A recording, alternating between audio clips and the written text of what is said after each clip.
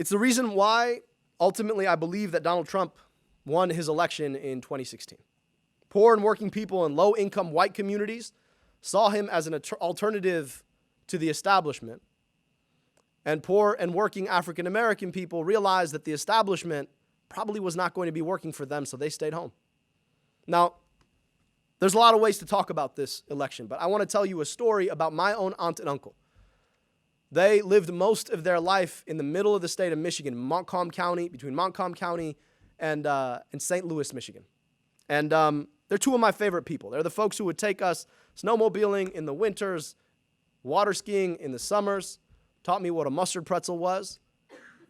My uncle would go as far as to learn how to prepare venison halal so that my family could eat it when he'd go hunting. This is not somebody who's motivated by anti-Muslim animus in any way. They loved me, my brother Osama, my sister Semya, as much as they loved any of our cousins. Both my aunt and uncle voted for Donald Trump. Now, you got to imagine the awkward conversation that ensued. But for them, they thought about it this way. If you go and see a doctor, you're between one doctor who tells you that the pain you're feeling isn't real at all, and it's all going to be okay. Trust us, we're going to get it right this time. And one doctor who tells you that your pain, in fact, is real, and the reason why is something you've never heard of before, or something somebody's been telling you your whole life, maybe not in clear words. If you're that patient, who do you pick? Now, you can look at that and say, how in God's name can you ignore the clear bigotry, the clear racism coming out of that man for the 2 years before he got elected president? How can you ignore that?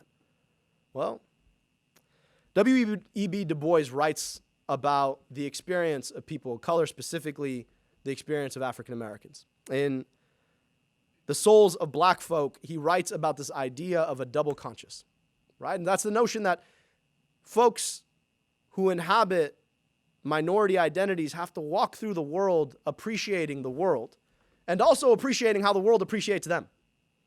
And it's a psychological burden that we carry.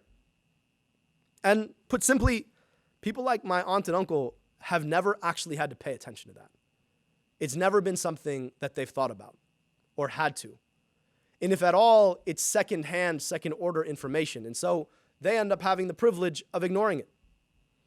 And to them, the existential threat of the challenges that they face economically,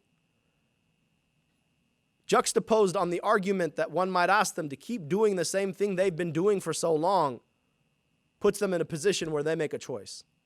I disagree deeply with the choice that they made. But I think it behooves us to ask ourselves why they made the choice.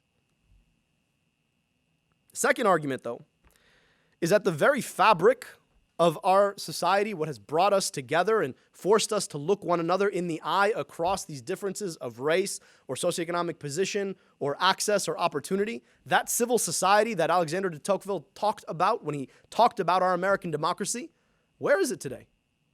We've allowed the internet to literally trump our lived experiences and the kinds of civil society that we used to rely on. Whether it was a bowling league or church or a union hall, those shared institutions that we long held dear, those institutions, they don't attract people like they used to. Worse, those policies that set in place the Flint water crisis, that segregate us, we're starting to see the deep pernicious consequences in terms of racial residential segregation. If you're white in this country, the median white person lives in a neighborhood where 75% of their neighbors are white. The median person of color lives in a neighborhood where 65% of their neighbors are people of color. I want you to think about what it looks like to cross the southwest boundary of Detroit. Just in crossing the street, you go from 85% black to 85% white. The consequence of our recession on both of those communities were dire, certainly more dire in Detroit, given the added burden of racism, both structural and institutional. But nobody did very well during the recession. The problem is that nobody saw the other not doing very well.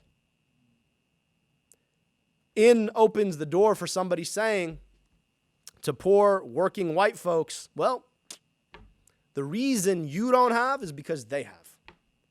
The reason you're suffering is because of them. And when we don't share experience, we can't stress test those arguments in our daily life. And beyond our actual physical segregation, right now, our ideological segregation has never been worse.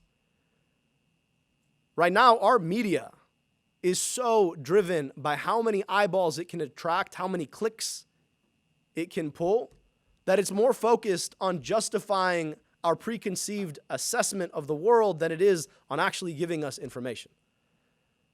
And so if you were to scroll a liberal Facebook feed or a conservative Facebook feed, the very information that you see on which you're making decisions is fundamentally different.